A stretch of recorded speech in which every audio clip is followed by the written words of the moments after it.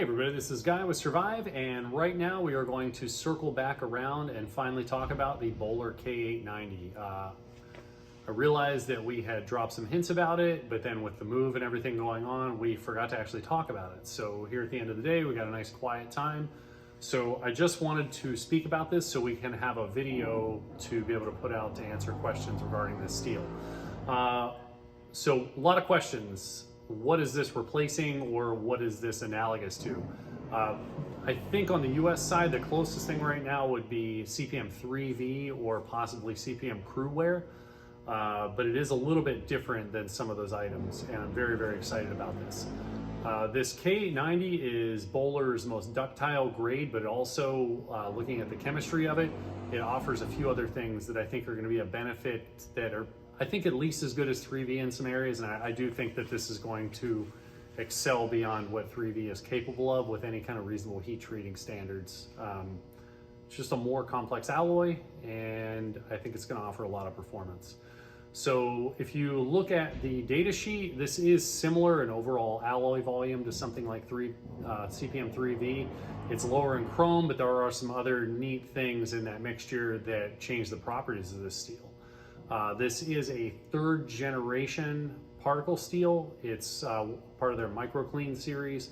This is very clean, homogeneous material, and thanks to their processes and then their cross-rolling technology, another thing that I like about this over 3V is there's no disparity between the transverse and longitudinal toughness. This should have at least 90% of the longitudinal toughness in the transverse direction.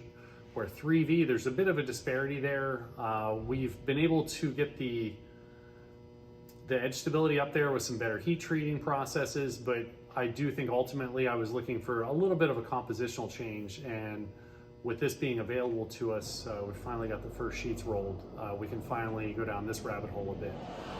What to expect from this, I think, is very high fatigue resistance and high toughness, but also with some of that chemistry in there. We have a higher compressive strength, I think, than 3V, which is going to translate into a little higher abuse threshold before you get that plastic deformation and edge rolling. Especially when you're talking about side loading of edges, I think this is going to withstand side loading stresses very, very well in something that's going to be a very high performing steel. I do expect the corrosion resistance to be somewhere between A2, D2, where it's not going to rust very aggressively, but it's not a stainless by any means. So if you are looking for something that is a really, really tough knife steel, consider giving this a try. I'm going to start grinding some of these so we can get samples up to Peter's heat treat, get our processes worked out with the first few handfuls, and then we're going to step in the back of the shop here and start beating some stuff up. But this will not take long. Our first heat treat batch is already done. We're going to grind some parts so we can take our next batch up, pick up that batch, drop off the next batch, and drop off some of these samples of K890.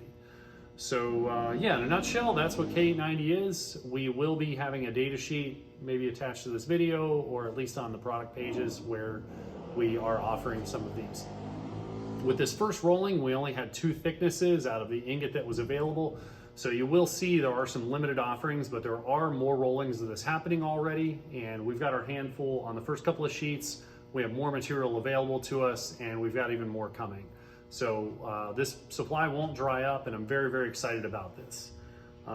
In addition to the higher compressive strength, I think that having the tungsten and the cobalt in there in the alloy, we're gonna resist that plastic deformation, like I said, but this is also going to be interesting, I think, for really small knives up to really big knives, thanks to the really wide heat treatable range of this stuff. Before I sign off, I almost forgot. The heat treat range from this can go from 58 Rockwell to 65 Rockwell without that precipitous drop off in toughness that 3V has right around 61.5 to 62. That gets pretty shattery, but I expect that this is going to carry that toughness on out and clean up to 64, 65 Rockwell. So we plan on trying all ends of the spectrum, some safe heat treats, and just see what we can get away with.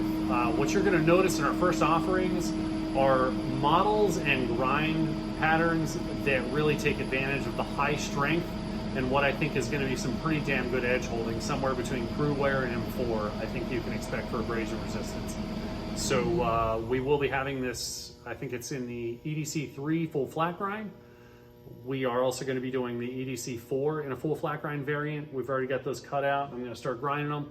And then we have the GSO 4.5 in the standard variant and the Bushcraft variant.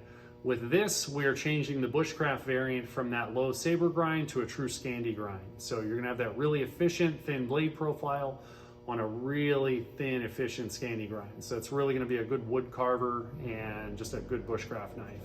If efficiency is where you're at, definitely go with some of these thinner, more efficient models that we're gonna be offering. So stand by, we'll be getting the first batch up here later this week to Peters, and then we should be playing with some of these in the next week or two. And from there, we'll be finishing knives out and getting them delivered. So anyway, thanks for stopping by. We have a lot more information to share with you. I'm just trying moving forward to keep these videos a little shorter because we do have a lot of information. So I'm gonna fight that tendency to try and tell you everything in one video. So yeah, I guess for now, that's about it, but stop back often. We'll have a lot more information happening soon. Thanks.